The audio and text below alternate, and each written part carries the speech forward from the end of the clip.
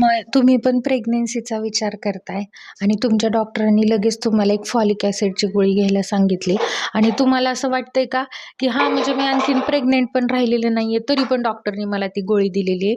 So guys aware राहा त्या बाबतीमध्ये, की ती गोळी एवढी महत्त्वाची आहे, एवढी महत्त्वाची आहे, की प्रेग्नंट राहण्याच्या 3 महिन्या आधीपासूनच ती गोळी घ्यायला पाहिजे. का?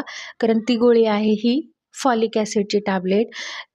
ते जे फॉलिक ॲसिड आहे ना, तर आपल्या फिमेल्समध्ये कमी पडायला नको, त्यासाठी डॉक्टर प्रिव्हेन्शन म्हणून आधीच सुरू करतात आणि ती बरोबर 9 महिने तुम्हाला फॉलिक ॲसिड पण देतात. त्याचे फायदे एवढे आहेत तुम्हाला सांगू का, की त्याच्याने काय होतं, जे आपल्या फिमेलमध्ये, आपल्या महिलांमध्ये जे बाळ बनताना अंड बनणार आहे, आधी तर ते अंड खूप छान आणि मॅच्युअर बनायला हेल्प करतं, नंबर 1.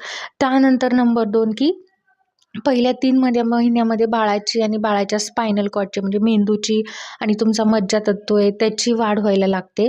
तर त्याच्यामध्ये सगळ्यात मेजर रोल आहे या गोष्टीचा, की बाळाला कुठेतरी मेंदूमधलं डोक्याचा भाग नाही आहे आणि वरून पाणी दिसतंय, पाठीमागं होल आहेत, तिथून काहीतरी गळती येते, म्हणजे त्याला की स्पायना बायफिडा वगैरे मेडिकल भाषेमध्ये म्हणतात.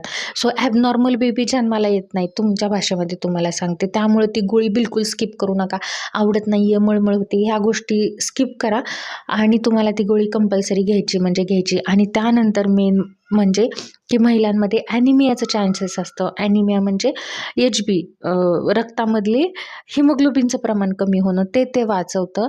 आणि त्यानंतर की प्रीमॅच्युअर डिलिव्हरी होऊ शकत नाही त्याच्याने. सो प्रीमॅच्युअरमध्ये आधीच प्लासेंटा म्हणजे वर आधीच 9 महिने कंप्लीट व्हायच्या आधीच वर सेपरेट होते आणि अचानक मग तुम्हाला सिझर करावं लागतं किंवा डिलिव्हरी होते. अशा गोष्टी, असे कॉम्प्लिकेशन्स येत नाहीत. सो ती गोळी खूप काळजीनं घ्या. तुमच्यासाठी पण चांगली इम्पॉर्टंट आहे आणि तुमच्या बाळासाठी देखील. आणि थँक यू.